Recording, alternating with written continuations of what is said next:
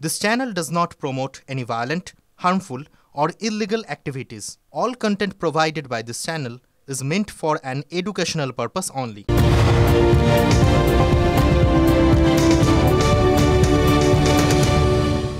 নমস্কার, দেখছেন টিভি9 বাংলা। রয়েছে আমি শুভজিৎ মিত্র। শুরু করছি আপডেট বাংলা। আপডেট বাংলা শুরুতেই আজকে জনস্বার্থ এবং জনস্বাস্থ্যের জন্য একটা গুরুত্বপূর্ণ খবরের দিকে নজর রাখতেই হবে। ভালো করে খবরটা দেখবেন, আমার আপনার সঙ্গে কিন্তু হতে পারে যে কোনো দিন। ওষুধের দাম দিন দিন বাড়ছে, কিন্তু উপায় নেই।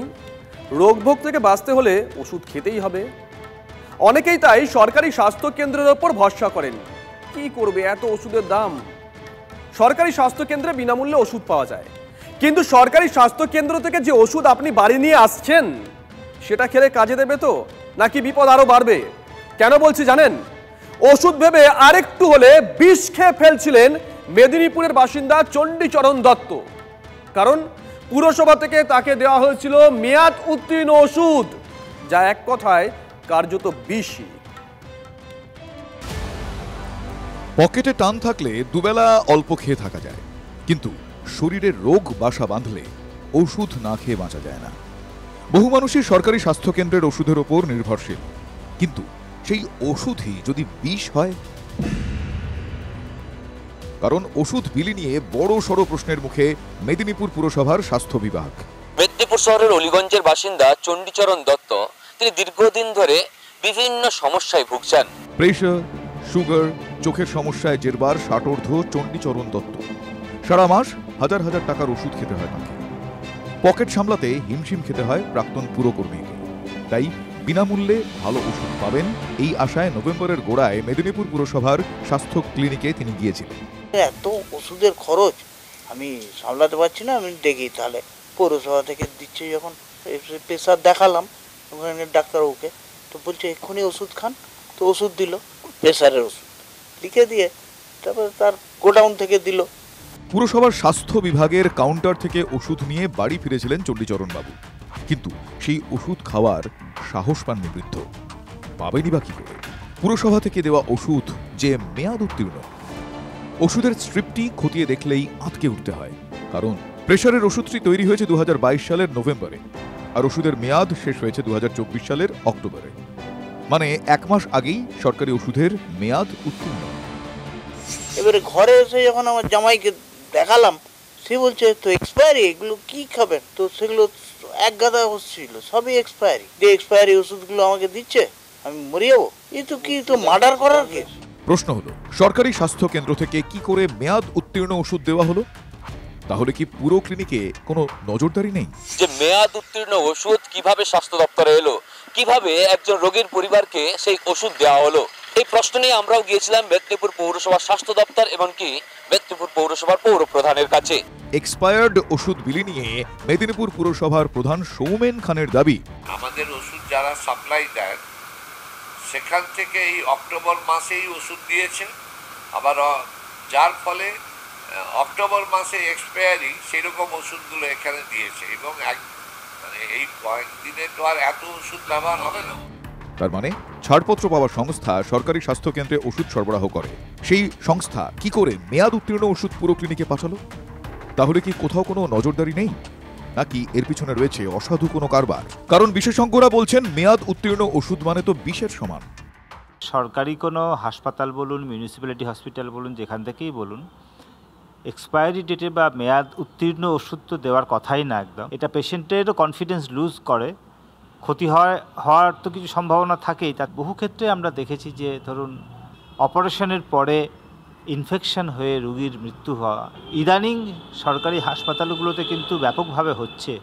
সেখান থেকে বোঝা যায় যে অ্যান্টিবায়োটিক যা সাপ্লাই হয় সেগুলোর মান নিয়ে সার্জেনরা বিশেষ করে সেই ওষুধটা দিতে সবসময় ভরসা করেন না। তাহলে কি ওষুধগুলো কম দামে কেনা হয়, খারাপ জায়গা থেকে কেনা হয়? তা নিশ্চয়ই না। তাহলে এরকম হবে কেন? এগুলো তো নজর দিতে হবে। টিভি9 বাংলা এই খবর দেখানোর পরেই টনক নড়ে পুরসভার। গাফিলতির শিকড় খুঁজতে তৈরি হয় তদন্ত কমিটি। আমরা সঙ্গে সঙ্গে একটা ইনকোয়ারি কমিটি করে দিয়েছি।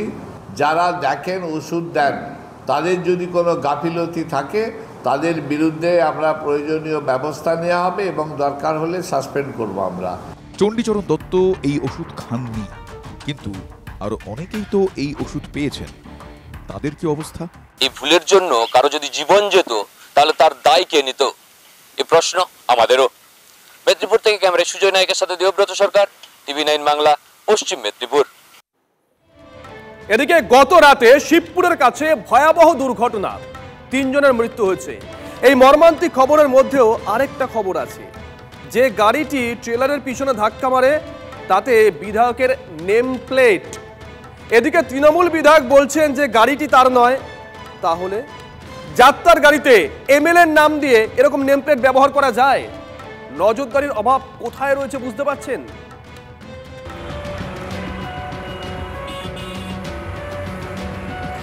নীলবাতি, পুলিশ, সেনা, আইনজীবী কিংবা প্রেস, স্টিকার লাগানো এমনই সব বহু গাড়ি রাস্তায় চোখে পড়ে।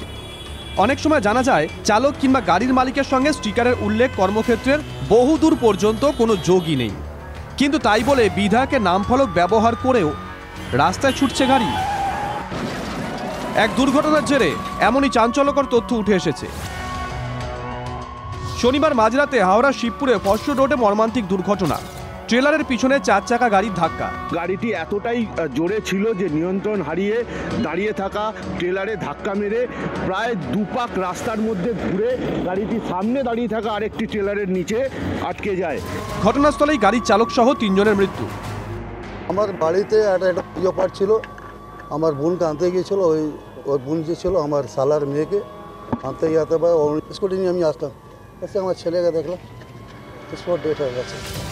দুর্ঘটনাগ্রস্ত গাড়ির সামনের দিকে নজর দিতেই দেখা যায় সেখানে মগরাহাট পশ্চিমের বিধায়ক গিয়াসউদ্দিন মোল্লার নাম ফলক রয়েছে, সঙ্গে তৃণমূলের লোগো, স্টিকার।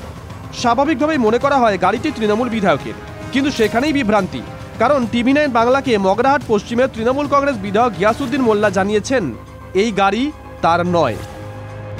কি বলছে, কি খবর আমি জানি না দাদা, ওই গাড়িটা আমার নামে পড়েছে, ওই গাড়ি আমার নয় দাদা, বুঝছেন? তাহলে কারা করলো জানি না, ওটা খোঁজ পুলিশকে বলেছি, খোঁজ দিতে বলেছি। ও গাড়ি আমার গাড়ি সব স্করপিও, বুঝছেন? ওই গাড়ি আমার নয় কিভাবে, কিন্তু গাড়ির সামনে বোর্ডটা তো আমার লেখা আছে, নাম লেখা দেখতে পাচ্ছি। প্রশ্ন হলো তাহলে এই গাড়ি কার?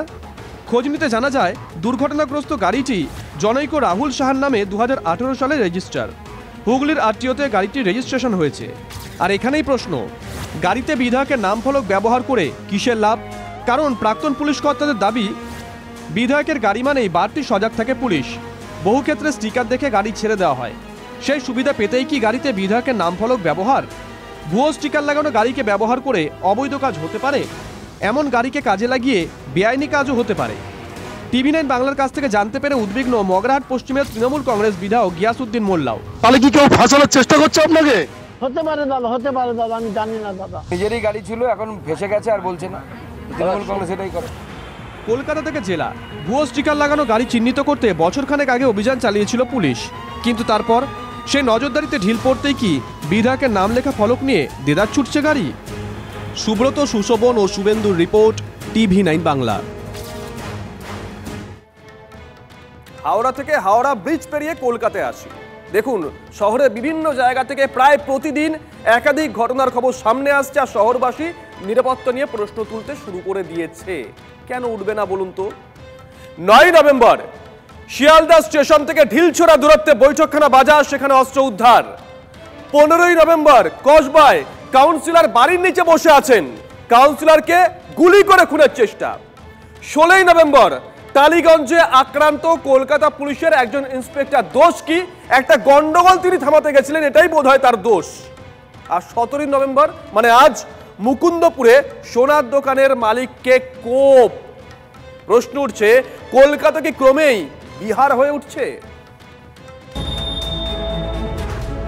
শুক্রবার রাতে কসবার শপিং মলের কাছে কাউন্সিলরকে খুনের চেষ্টা। দুদিন কাটতে না কাটতেই তার ঠিক 5 কিলোমিটারের মধ্যে সোনার দোকানে লুটের চেষ্টা। বাধা পেয়ে মালিককে কোপ। পূর্ব যাদবপুর থানা থেকে মাত্র 500 মিটার দূরে দুষ্কৃতী তাণ্ডব। পূর্ব যাদবপুর থানা এলাকার মুকুন্দপুর বাজার সকাল 11:30 নাগাদ এই যে সোনার দোকান আমরা দেখতে পাচ্ছি, এই সোনার দোকানের ভেতরে এক দুষ্কৃতী সে প্রবেশ করে এবং ব্যবসায়ীর সঙ্গে সে সোনার বিভিন্ন অলংকার কেনাবেচা নিয়ে কথা বলতে থাকে এবং তার মাঝেই সে লুটপাট চালানোর চেষ্টা করে। ক্রেতা সেজে সোনার দোকানে লুট নয়তো ডাকাতির চেষ্টা। ইদানিং এই ধরনের ঘটনা বেড়েই চলেছে। ব্যারাকপুর, ডোমজুড়, রানীগঞ্জ, পুরুলিয়া, তালিকাটা নেহাত কম নয়। মুকুন্দপুরেও ক্রেতার ছদ্মবেশে লুটের ছক। দোকানের মালিককে আশঙ্কাজনক অবস্থায় হাসপাতালে ভর্তি করা হয়েছে। কেন লুটের চেষ্টা? পুলিশি তদন্তে উঠে এসেছে চাঞ্চল্যকর তথ্য। পুলিশের জালে ত্রিপুরার বাসিন্দা দীপঙ্কর পাল। শেয়ারে ভরাডুবি, তারপর নাকি লুটের চেষ্টা। এই দীপঙ্কর পাল সে সম্প্রতি শেয়ার মার্কেটে বহু টাকা বিনিয়োগ করেছিল, কিন্তু সেই বিনিয়োগের পর সে বেশ কিছু টাকার লোকসান খায়, মোটা অঙ্কের টাকা তার লোকসান হয় এবং তারপরেই সে এই লুটের পরিকল্পনা করে। রবিবার সকালেই হামলা এমন নয়। পুলিশ সূত্রে খবর, 3 দিন আগেই মুকুন্দপুরে সোনার দোকানে যায় অভিযুক্ত। 12 গ্রাম ও 3 গ্রামের দুটি সোনার চেন পছন্দ করে অভিযুক্ত। এই মুহূর্তে যে সোনার চেন দুটির বাজার দর 1,40,000 টাকা। রবিবার দোকানে গিয়েই সোনার চেন দুটি দেখতে চায় অভিযুক্ত। এরপরই সুযোগ বুঝে হামলা। তবে সোনার দোকানের মালিককে ধারালো অস্ত্র দিয়ে কোপালেও কাজ হাসিল হয়নি। স্থানীয়রা অভিযুক্ত দীপঙ্করকে গণপিটুনি দিয়ে পুলিশের হাতে তুলে দেয়। সাগর নামে মহারাষ্ট্রের এক বাসিন্দাকেও জিজ্ঞাসাবাদ করছে পুলিশ। যেহেতু ওনাকে ছুরি দিয়ে আঘাত করা হয়েছে, তার মানে মনে হচ্ছে ঘটনাটা প্রি প্ল্যান করা, বা যারা করেছে হয়তো প্রফেশনাল। মানে ছুরি অস্ত্র নিয়ে এসছে মানে হয়তো বা চুরি বা ছিনতাই এরকম হওয়ার সম্ভাবনাটাই বেশি। গলাতেই দেয়। এবার ওই সময় চিৎকার করে সঞ্জয় দা, এবং ও ছুরি চালানো অবস্থায় চিৎকার করে, ধরে রাখে ওকে। ওই মুহূর্তে আমাদের এই কাকিমারা আশেপাশে আছে এবং আমার দাদারা, পাড়ার দাদারা সবাই থাকে, সবাই মিলে ঝাঁপিয়ে ধরে ফেলে, দুজনকে ধরে ফেলে এবং পরবর্তীতে সঙ্গে সঙ্গে পুলিশ চলে আসে। দিনে দুপুরে লুটের চেষ্টা, ধারালো অস্ত্রের কোপ। আমরা তো রাত্রির বেলা 12টা 1টার সময় যাই, এখানে কোনো ব্যাপার না। আমরা কোনোদিন ঘটে না এরকম ঘটনা আমাদের এখানে। আমাদের মুকুন্দপুরে এই ঘটনার এই প্রথম হলো। এই প্রথম হলো একেবারে সকালবেলা এই প্রথম ঘটনা, এরকম ঘটনা ঘটে না আমাদের শান্তিপূর্ণ এলাকা। সবথেকে বড় কথা দাদা, আমাদের অঞ্চলে আপনি সারা রাত ধরে লোক যাতায়াত করে, কখনো কোনো রকম কিছু হয় না। অস্ত্র হাতে একাই সোনার দোকানে লুটের চেষ্টা। কতটা ভয় ডরহীন হলে এইভাবে দুষ্কৃতী তাণ্ডব চালানো যায়? আইন শৃঙ্খলার দুর্দশায় কি দুষ্কৃতীদের সাহসী করে তুলেছে? যারা এই কাজ করছে, আপনি জানবেন, যারা এই কাজ করছে তারা কিন্তু শার্প লুকআউট মেনটেন করে। কেন মেনটেন করে? কারণটা এরা জানে যে আমাদেরকে যদি পুলিশ ধরেও আমাদের কোনো শাস্তি হবে না। সুপ্রিয় ও সুশোভনের রিপোর্ট, TV9 বাংলা।